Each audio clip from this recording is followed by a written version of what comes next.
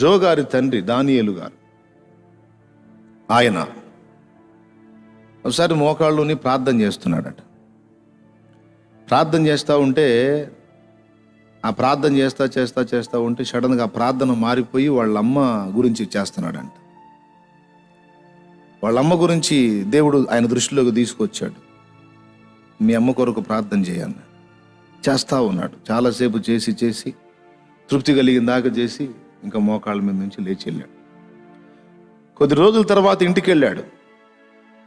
ఇంటికి వెళితే ఆ కుటుంబ సభ్యులు చెప్తున్నారన్నమాట, ఫలానా టైములో మీ అమ్మ మరణ పడకలోకి వెళ్ళింది, వైద్యులు లాభము లేదని చెప్పి ఇంటికి పంపించారు, మేము కూడా ఆశలు తీసేసుకున్నాం, తీసుకొచ్చి ఇంట్లో బెడ్ మీద పరుండబెట్టాం, ఆమె చావుకి అతి సమీపంలోకి వెళ్ళిపోయింది, ఆమె బ్రతుకున్న నిశ్చయిత మాకు లేకున్నది, కానీ ఏం జరిగిందో తెలియదు. ఒక రాత్రి గడిచి తెల్లవారేసరికి ఆమె ఆశ్చర్య రీతిలో బాగుపడి మళ్ళా యథాస్థితికి వచ్చింది, దేవుడు కృప చూపాడని చెప్పారట. ఏం జరిగిందో దానియేలు గారికి తెలుసు, వాళ్ళకేం తెలుసు?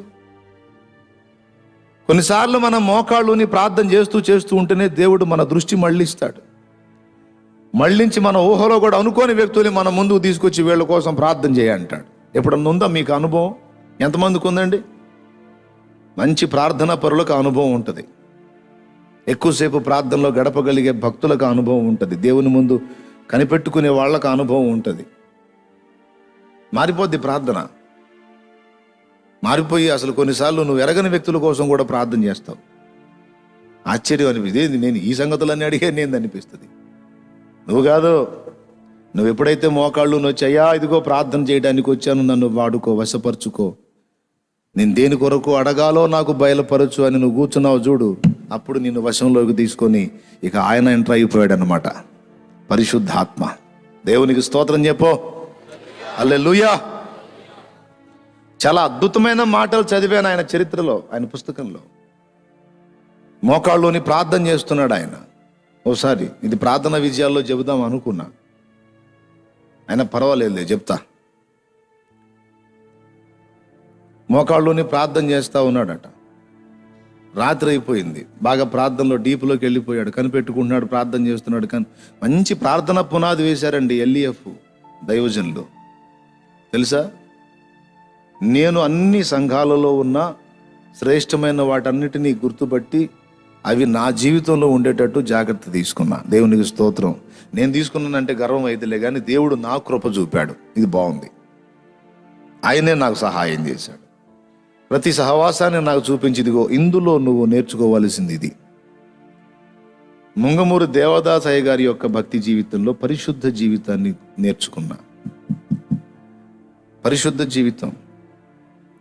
యేసన్న గారి దగ్గర భక్తి క్రమంలో ఆరాధించడం నేర్చుకున్నా. దేవుణ్ణి సమీపంగా ఆరాధించటం, దేవుణ్ణి మహిమపరచుకోవటం. లెమన్స్ ఇవాంజలికల్ ఫెలోషిప్ అనుభవంలో ఏకాంత ప్రార్థన అనుభవాన్ని నేర్చుకున్నా. దేవునితో ఏకాంతంగా గడపాలి అనేది వాళ్ళు చేశారు. స్టువర్ట్పురం కూటాలకి వెళితే నాకు చాలా నచ్చే ఘట్టం ఏంటో తెలుసా? కూటం అయిపోగానే సంఖలో బైబిల్ పెట్టుకొని పరిగెత్తరో మోకాళ్ళు వేస్తారు. అక్కడే మోకాళ్ళు వేసి ఆ ఇసుకలో పడి మొర్ర పెడతా ఉంటారు.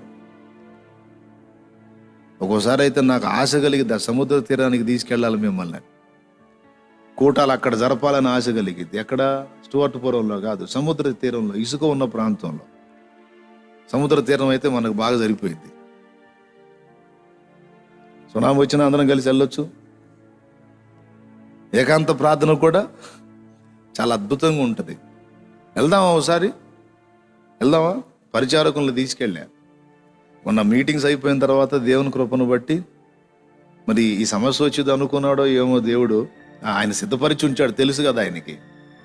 దాదాపు 900 మంది పరిచారకుల్ని తీసుకెళ్ళా సముద్ర తీరానికి. హాయిగా గడిపేశాం. ఎంత కష్టపడ్డారో మరి మీటింగ్స్లో.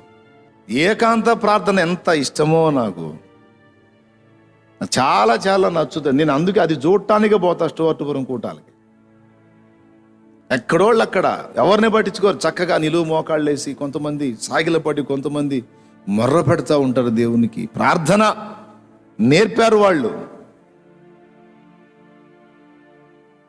అసలు చెప్పుకోదగ్గ వ్యక్తులండి.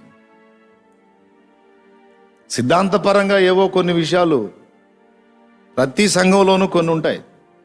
వాటిని పక్కన పెడితే వాళ్ళైతే దేవుని ఎదుట అద్భుతమైన భక్తి చేసి తమ తరములోని ప్రజల మీద దేవుని విషయంలో చెరగని ముద్ర వేశారు. అది గొప్ప సంగతి. ప్రార్థన నేర్పారు, దేవుని సన్నిధిలో కనిపెట్టుకోవడం నేర్పారు. నేర్చుకోండి మీరు కూడా. కూటం అయిపోగానే సంఖలో బైబిల్ పెట్టి పరిగెత్తిందే పరిగెత్తుడు కొంతమంది. మోకాళ్ళు ఏరు కాసేపు కనిపెట్టుకోరు దేవుడి సన్నిధిలో. దేవుడు మాట్లాడిన దాన్ని బట్టి కాసేపు ప్రార్థనలో గడపరు, పోతానే ఉంటారు. ఇక అయిపోయిందయ్యా, అమ్మయ్యా, స్తోత్రం అయ్యా, హల్లెలూయా అనుకుంటా పోతుంటారు కొంతమంది.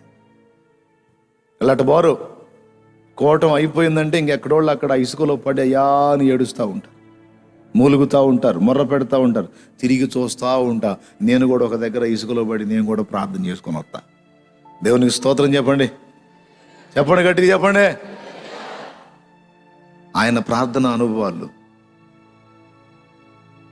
ఆ బుక్ దొరుకుతుంది అండి, ఆయన స్టోరీ దొరుకుతుంది, తెచ్చుకొని చదవండి. చదివారా మీరు? చదివితే సంతోషం. ఒకసారి మోకాళ్ళ మీద ఉండి ప్రార్థనలో ఉన్నాడట. దేవునితో బాగా డీప్ అయిపోయాడు. చాలా పొద్దుపోయింది, చీకటి పడిపోయింది, ఏకాంత ప్రార్థన.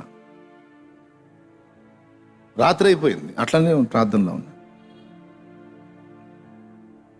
కాసేపటికి నిశ్శబ్దం, ఏ సప్పుడు లేదు. ఆయన ధ్యానిస్తూ ఉన్నాడు, ప్రార్థన చేస్తూ ఉన్నాడు, కనిపెడతా ఉన్నాడు. నిర్మానుష్యంగా ఉంది. ఉన్నట్టుండి ఆయన చుట్టూ పెద్ద ఉళ వినపడిందంట. ఉళ అంటే తెలుసా? నక్కలు. చుట్టూ నక్కలు చేరి పెద్ద ఉళ ఒక్కసారిగా అవుని లెగిసినాయంట.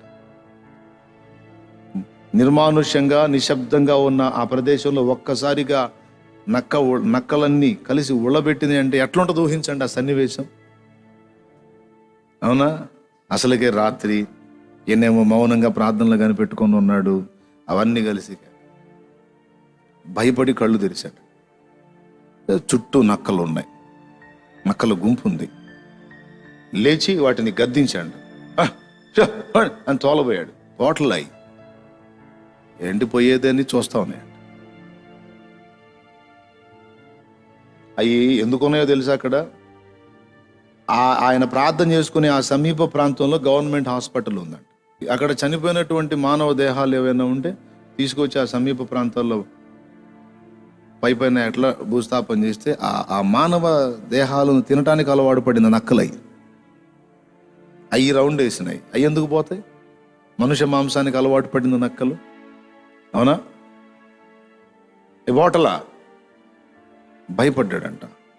ప్రభువా, ఇవి వెళ్ళట్లేదు నాయన అన్నాడట. దేవుడు ఆయన్ని గద్దించాడంట. దానియేలు, నువ్వెందుకు లేచావు మోకాళ్ళ మీద నుంచి అన్నాడంట. నువ్వెందుకు లేచావు మోకాళ్ళ మీద నుంచి? నేను లేవమని చెప్పానా? ఏం చేస్తాయి అవి నిన్ను అన్నాడు. వెంటనే, ప్రభువా నన్ను క్షమించు, తప్పు చేశాను, నన్ను మన్నించు ప్రభువా, ఐఎమ్ వెరీ సారీ అని దేవుని క్షమాపణ అడిగితే, ఇప్పుడు గద్దించు నా నామంలో అన్నాడట. అప్పుడు లేచి యేసు నామంలో ఆజ్ఞాపిస్తున్నాను, వెళ్ళండి వెళ్ళండి వెళ్ళండి అంటే మొత్తం ఇక క్షణం కూడా నిలవలేదంట. మొత్తం అలాగే వెళ్ళిపోయినాయి అంట. జీవజల ప్రవాహములని పుస్తకం ఉంది, ఆయన స్టోరీ చదవండి. జో గారి తండ్రి గారు దానియేలు గారు, అందులో నేను చదివాను. మొత్తం వెళ్ళిపోయింది. ఒక ఫ్యామిలీ ఉందంట అక్కడ, శవాలను తినేది నక్కలకు. ఏం అనుభవాలు! అరే గదిలో కూడా ప్రార్థన చేయరు కొంతమంది సోమరులు. మిమ్మల్ని కాదండి, మీరు ఎందుకు అవుతారు? కొంతమంది ఉన్నారు సోమరులు, ఒళ్ళొంగదో. ఒక పక్క ఫ్యామిలీ భయంకరంగా అయిపోతున్నా, జీవితం చిన్నాభిన్నం అయిపోతున్నా, కుటుంబం కూలిపోతున్నా, మోకాళ్ళొంగవు. ఆత్మల అగ్నిగుండానికి వెళుతున్నా, నశించిపోతున్నా, ఆత్మీయ జీవితం ఎండిపోతున్నా, పతనావస్థకి వెళ్ళిపోతున్నా, ఆత్మీయులు దిగజారిపోయి లోకస్తులుగా మారిపోతున్నాయి. చూస్తా కూడా కొంతమందికి మోకాళ్ళొంగో.